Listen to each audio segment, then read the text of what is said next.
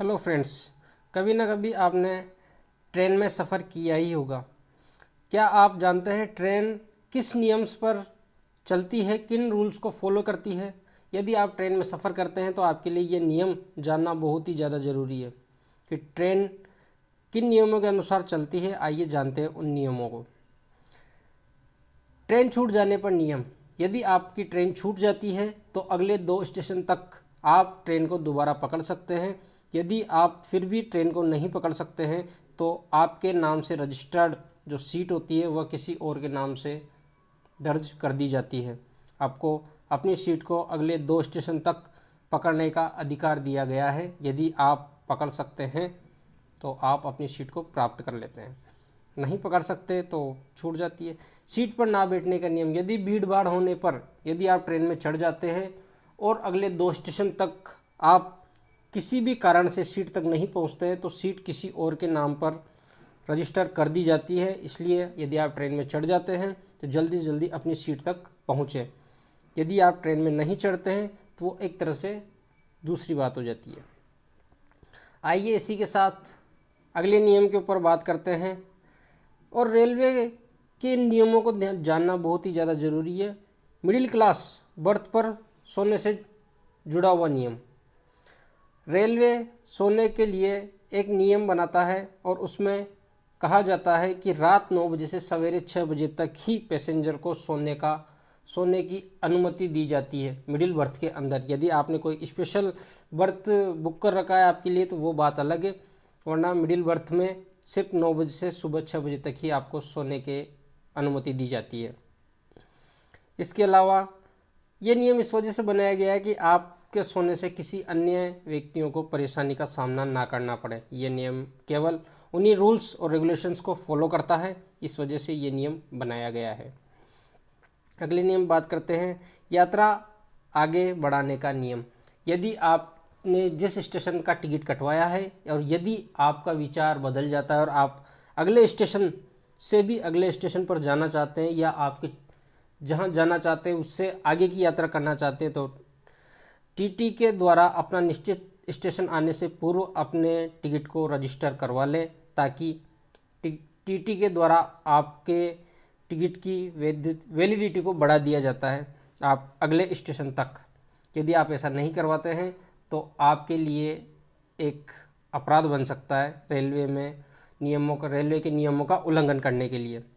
तो ऐसी बातों को जानिए या जानने का प्रयास कीजिए ताकि आप किसी अन्य व्यक्ति को राय के रूप में भी दे सकते हैं और स्वयं की जो नॉलेज है उसको भी बढ़ा सकते हैं, क्योंकि ये छोटे छोटे रूल्स वगैरह होते हैं जिनको आपके लिए जानना बहुत ही ज़्यादा ज़रूरी है। अगले नियम पर बात करते हैं, कंफर्म टिकट नहीं मिलने पर।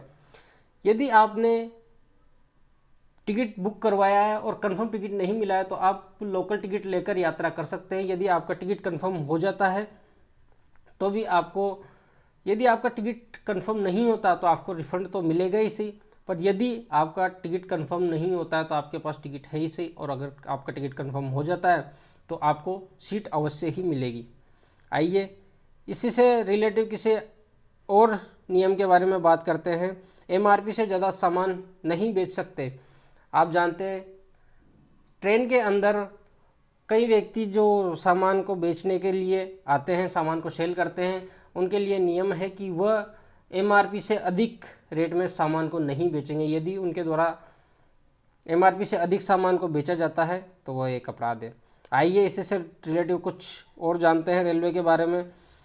रेलवे के जो नियम हैं उनमें इनको भी शामिल किया गया है। हालांकि व्यक्ति इन बातों को नकारते हैं कि ऐसा नहीं होता है, परंतु यदि रेलवे पुलिस को छूट दे दी जाए और उनको सख्ती बरतने के लिए कहा जाए तो इस नियम का भी पालन जरूर होने लग जाएगा। स्टेशन को पार करने के लिए जो झूला बनाया जाता है उसका उपयोग ना कर व्यक्ति सीधा पटरी क्रॉस करने लग जाता है और ये एक बहुत ही नुकसानदायक हो सकता है। व्यक्ति बच्चों को भी यही सिखाते हैं, समय का पालन करो, लेकिन समय के पालन के चक्कर में आप अपनी जान से भी हाथ धो बैठ सकते हैं। देखिए जिस प्रकार हम आपको दिखा रहे हैं इसमें कुछ व्यक्ति ऐसे हैं जो अपनी समझदारी से परिपक्व हैं परंतु कितनी मूर्खता जैसा कार्य उनके द्वारा किया जा रहा है। उम्मीद करता हूं कि जैसा आप देख रहे हैं वैसा कार्य आप करने का ना तो कभी प्रयास करेंगे, ना ही कभी किसी को करने का इस प्रकार से निर्देश देंगे। और आप अपन खुद भी सीखेंगे और अपने बच्चों को भी सिखाएंगे। जिस प्रकार ये बच्चे रेलवे फाटक, रेलवे पटरी को पार कर रहे हैं, वैसे आप ना तो किसी को करने दें और ना ही स्वयं करें।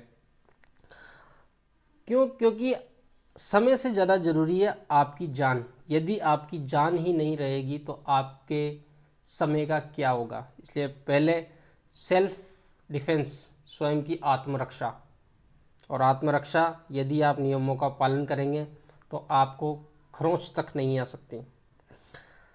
ऐसे रेलवे से रिलेटिव कुछ नियमों के बारे में और बात करते हैं। रेलवे फाटक से संबंधित व्यक्ति रेलवे फाटक के बंद हो जाने के बाद भी अपने समय को बचाने के लिए ज़बरदस्ती फाटक को पार करने की कोशिश करता है, जो कि एक तरह से अपराध है।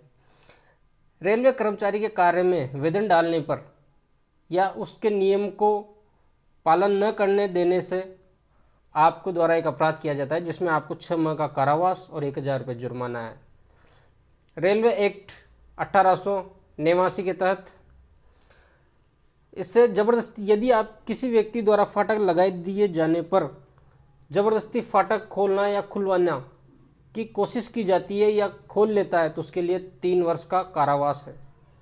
नियम नंबर 160 के तहत यदि कोई व्यक्ति ज़बरदस्ती करके फाटक को तोड़ देता है या किसी रेलवे की संपत्ति को नुकसान पहुंचा देता है तो उसे 5 साल तक के जुर्माने से दंडित किया जाएगा।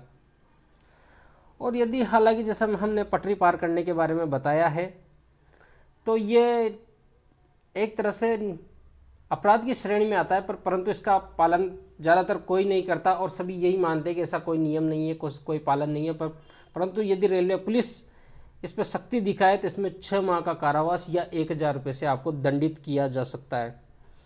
उम्मीद करता हूँ कि ये सब जानकारी आपको पसंद आई होगी और आपसे ये भी उम्मीद रहेगी कि आप इस जानकारी को ज़्यादा से ज़्यादा शेयर करेंगे ताकि हर व्यक्ति जानकार हो सके, जागरूक हो सके। और आपसे ये भी उम्मीद करता हूँ कि ये वीडियो आप अपनों को शेयर करें ताकि वह भी अपनी सुरक्षा कर सके, अपने बच्चों को सिखा सके रेलवे के नियम। क्योंकि ये नियम बहुत ही छोटे से नियम हैं, क्योंकि इनमें नियमों को जानने के लिए किसी भी प्रकार की कोई बड़ी बात नहीं है। ये एक तरह से बेसिक नॉलेज वाली बात होती है जो आपके लिए जानना बहुत ही ज़्यादा ज़रूरी है। और जैसे कि फाटक को क्रॉस करना, फाटक का बंद होने पर किसी लोक सेवक, क्योंकि रेलवे का जो कर्मचारी होता है वो भी एक तरह से लोक सेवक ही होता है, तो लोक सेवक के कार्य में बाधा डालना, क्या आप में इतनी सी कॉमन सेंस नहीं है कि ये एक अपराध है?